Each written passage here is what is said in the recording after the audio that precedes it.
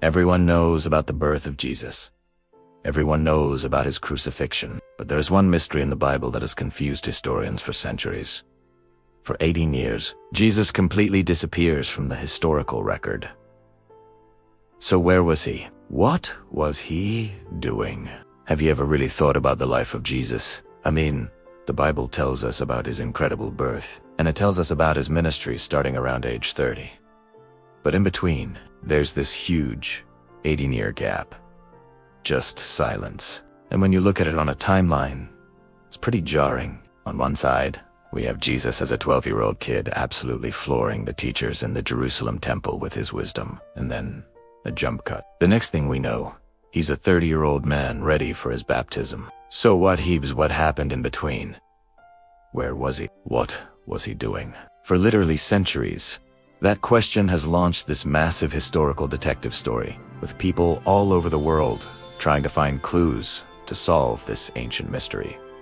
And look, this isn't some new obsession. People have been trying to fill in these blanks for a long, long time. We're talking ancient history here. As early as the 2nd century, you had these non-canonical texts popping up, like the Infancy Gospel of Thomas, which was basically an attempt to imagine what a young Jesus with godlike powers might have actually been like. And let me tell you, this text is, well, it's fascinating, but it is also pretty shocking. It paints a picture of a kid who has all this divine power, but still has the emotional maturity and temperament of a child. And the results, well, they're often pretty terrifying. And you can see this strange mix of wonder and, well, malice in these stories. On one hand, he does amazing things like breathing life into clay birds, or miraculously stretching a beam of wood to help his dad, Joseph. But on the other hand, he curses a kid who messes up his game, causing him to wither away. He strikes another child dead just for bumping into him. He blinds people who accuse him. It's this wild and frankly disturbing attempt to answer the question, what would a child with the power of a god actually be like? Okay, so those early texts were imaginative, to say the least, but more modern theories took a totally different route. And maybe the most famous, and for sure the most controversial idea, is that Jesus didn't stay in Galilee at all. He went on a journey to the east, to India and Tibet, to study with spiritual masters. So this whole idea just exploded onto the scene in 1894, thanks to a book by a Russian journalist named Nicholas No. He claimed that while he was laid up with a broken leg at the Hemis monastery in India, the monks there showed him this ancient manuscript, a text about a holy man named Isa, who he claimed was Jesus. And people went nuts for this book. It was a sensation. But the academic world, yeah, they pushed back. And they pushed back hard and fast. A famous scholar named Max Mueller wrote directly to the head lama at the monastery, who wrote back saying no Westerner had been there in 15 years, and they had no such manuscript. Then another professor, J. Archibald Douglas, actually went there in person, and he got the exact same story. So where does that leave us? Well, today, there isn't really a single serious scholar who believes the story. The academic consensus is that it was a hoax, and there are even some reports that Nadovich eventually confessed to making the whole thing up. But you know, just because the India story fell apart doesn't mean the travel theories went away. Oh no, the mystery of those silent years has inspired a whole globe-trotting collection of legends, each one placing Jesus in a totally different corner of the world. For instance, there's a centuries-old tradition in Britain that says Jesus came to Glastonbury with his uncle, Joseph of Arimathea, who was supposedly a tin merchant. And then, get this, there's a village in Japan that claims Jesus studied there, escaped the crucifixion by having his brother take his place, and then came back to Japan to live out his days as a garlic farmer, until he was 106 years old. Now, these stories are amazing to think about, right? But let's be real.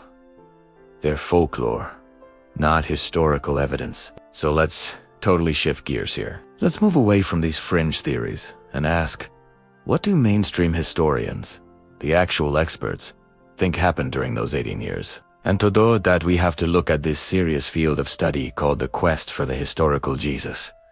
This isn't about faith or religion. It's about using academic tools, history, archaeology, textual analysis, to reconstruct the life of Jesus based on what we can reasonably know. One of the biggest clues is actually his job. In the original Greek, He's called a tekton. Now, we always hear this translated as carpenter, but it's a much broader word. It really means an artisan, a craftsman, a builder. And since Galilee was a region heavy with stone, not big forests, it's very likely he worked with stone as a general builder or stonemason. So when you put all those clues together, what historians conclude is that Jesus almost certainly stayed home. He probably learned the family trade as a tekton. Just a few miles from his hometown of Nazareth, the big city of Sepphoris was being rebuilt after the Romans crushed a rebellion. A builder would have found plenty of work there, putting Jesus right in the middle of Roman power, Greek culture, and the tense politics of the occupation. This ordinary working life just wasn't the focus for the gospel writers, which is likely why those formative years were left out. So, if the historical answer is also the most, well, ordinary one, that he was a builder in Galilee, then why do these wilder stories about world travel still persist? Why are we so drawn to them, even with zero evidence? I think it's because these legends tap into something really human. The story of Jesus in India reframes him as a Buddhist sage. The one in Britain connects him to Celtic spirituality. It's like each culture finds a way to see its own deepest truths reflected in a story, showing this universal desire we all have to connect with his message. And maybe that gap in the narrative isn't a flaw at all. Maybe it actually serves a purpose. It's a powerful reminder that the most important growth, the most profound transformations in our lives, often happen quietly in those undocumented years of just working, studying, and observing away from the eyes of history. While the historian's view is probably the most accurate, the legends endure for a reason. And this whole thing raises a much deeper question, something to really think about. Does a story need to be historically factual to be profoundly meaningful?